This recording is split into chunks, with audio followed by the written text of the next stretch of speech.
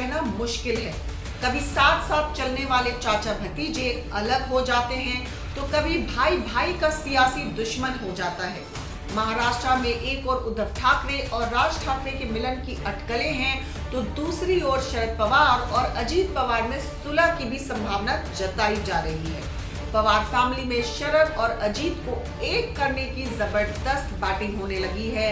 अब सवाल है कि क्या शरद पवार और अजीत पवार साथ आएंगे? क्या पवार परिवार फिर से एकजुट होगा? नमस्कार, मैं हूं रितिका यादव और आपका स्वागत है हमारे डिजिटल प्लेटफॉर्म पर। इन दिनों महाराष्ट्र की राजनीति में दो दिग्गज नेताओं के एक साथ आने की अटकल तेज हो गई है। ऐसा माना जा रहा है कि दो दिग्गज नेता चाचा भतीजे शरद पवार और अजीत पवार साथ आ सकते हैं। ऐसा इसलिए कहा जा रहा है क्योंकि पिछले कुछ दिनों से उप मुख्यमंत्री अजीत पवार की तरफ से काफी नरमी देखी जा रही है।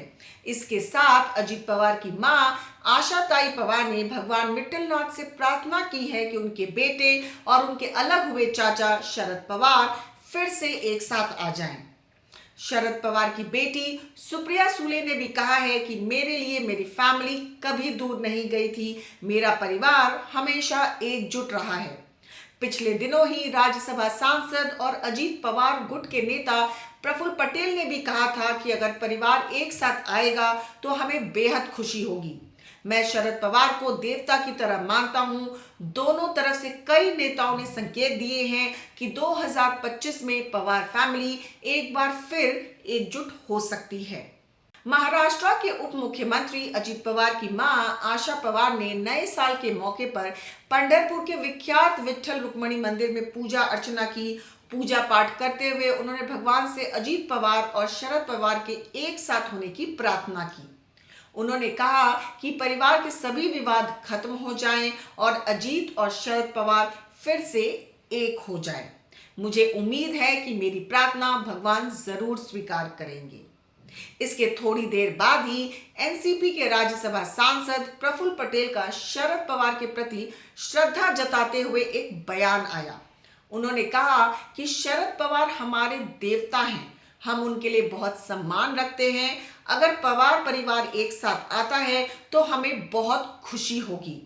मैं खुद को परिवार का सदस्य मानता हूं। आशा पवार की मन्नत और प्रफुल्ल पटेल की बड़े पवार के प्रति श्रद्धा उस समय आई है जब अजीत पवार विधानसभा चुनाव जीतने के बाद मजबूत स्थिति में हैं।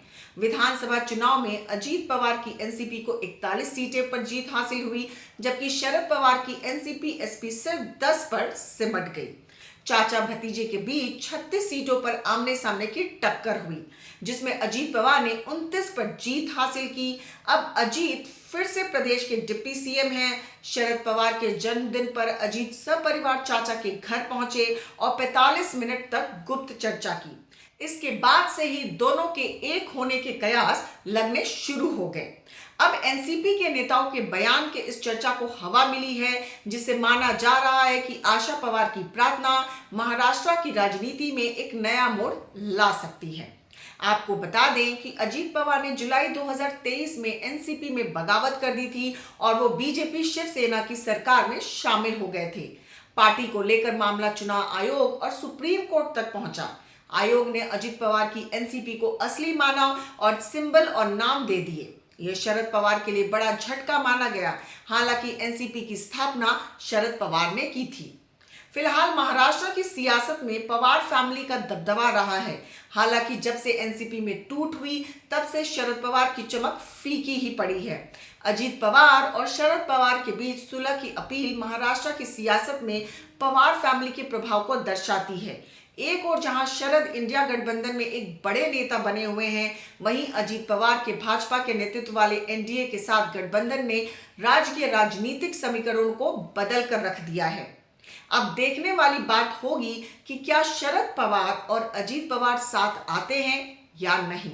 अगर आपको हमारी ये रिपोर्ट पसंद आई हो तो बने रहिए हमारे साथ, क्योंकि खबर के हर चौराहे पर पोस्टमैन आपको मिलेगा सत्य के संदेश के साथ। जय हिंद, जय भारत।